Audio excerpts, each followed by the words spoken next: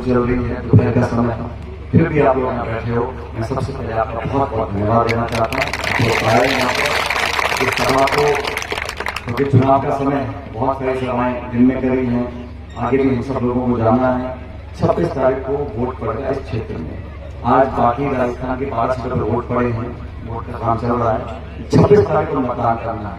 और जो पूर्ववक्ताओं ने बात बोली, आप सब भली बात जानते हो, लंबी चौड़ी बात मुझे करनी नहीं है। लेकिन ये चुनाव में एक ही वोट हर इंसान का, वोट का अधिकार संविधान में जब हमको मिला था तो बहुत लोग कल्पना करते थे कि इतना गरीब देश है, जागरूक नहीं है, शिक्षित नहीं है, तो वोट का कैसे उपयोग करेंगे। लेकिन 70 सालों में हम लोगों ने अपने लोकतंत्र की जड़ों को मजबूत किया। पूरे देश में आज मिसाल बनाए हिंदुस्तान का लोकतंत्र। इस लोकतंत्र को मजबूत करना, संविधान में जो मूल भावना है उसको सुरक्षित रखना, ये हम सब भारतवासियों का उद्देश्य होना चाहिए।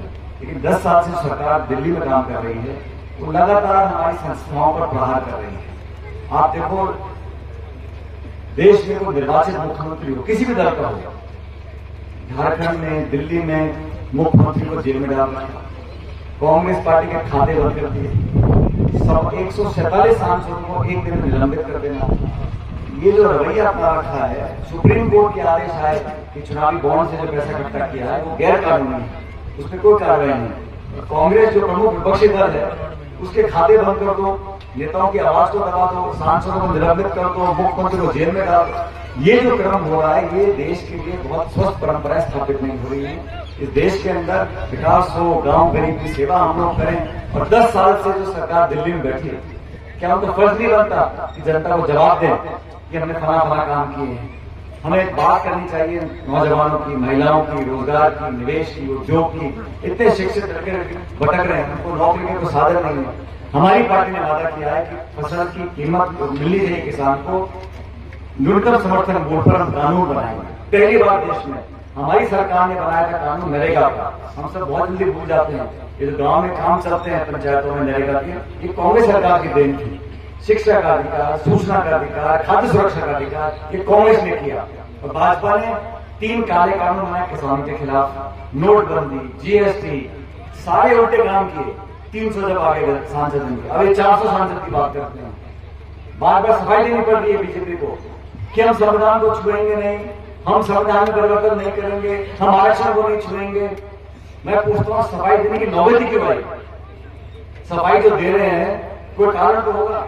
इसलिए जो शोषित वर्ग है, गरीब है, पिछड़ा है, दलित है, आदिवासी है, नौजवान है, महिला, उन सब लोगों को मुख्य धारा में लाने का काम सरकार को करना चाहिए। इन सरकार ने 10 सालों में सारे हवाई अड्डे, रेलवे की लाइन, खाने, बिजली घर, ये सब औने पौने दाम में चंद लोगों को दे दिए। फिर कहते हैं दुनिया की 3री सबसे बड़ी अर्थव्यवस्था हम लोग बन जाएंगे। बहुत बढ़िया बात है, लेकिन अर्थव्यवस्था का जो पैसा है वो किसके हाथ में होगा?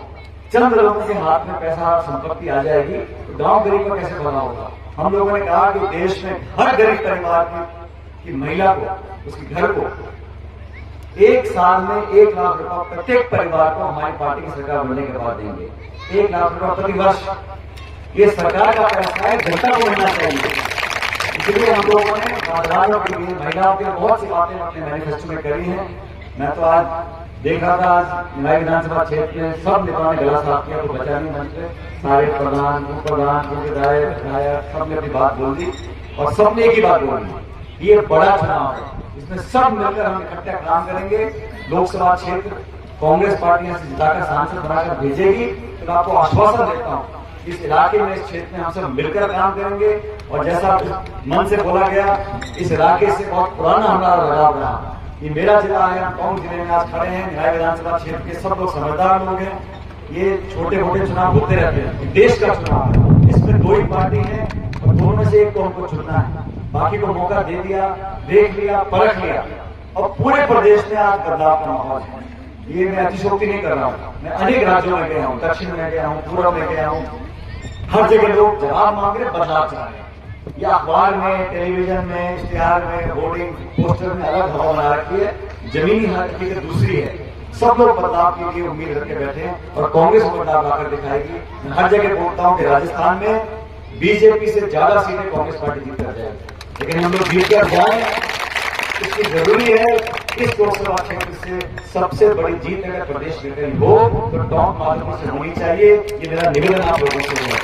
लेकिन सिन्हा जी को सबसे चर्चा हुई नेताओं से, कार्यकर्ताओं से, लोगों से, और सबका मन था कि हरीश मीणा जी को हम यहाँ से उम्मीदवार बनाए, और हम आपको आश्वासित करते हैं हरीश जी की तरफ से, आज ये निर्वाचित विधायक है, सांसद बनेंगे तो दुगनी ताकत से आपकी सेवा करेंगे। और हम लोगों ने हमेशा सबको साथ लेकर काम किया है, कोई भेदभाव नहीं, कोई पक्षपात नहीं, कोई अपना पराया नहीं, पूरा 36 कौम के लोग एकजुटता से रहें। और यही एक मैं समझता हूँ आने वाला सही रास्ता है कि सब लोगों की बात सुनकर सबके साथ विकास बराबरी का हो।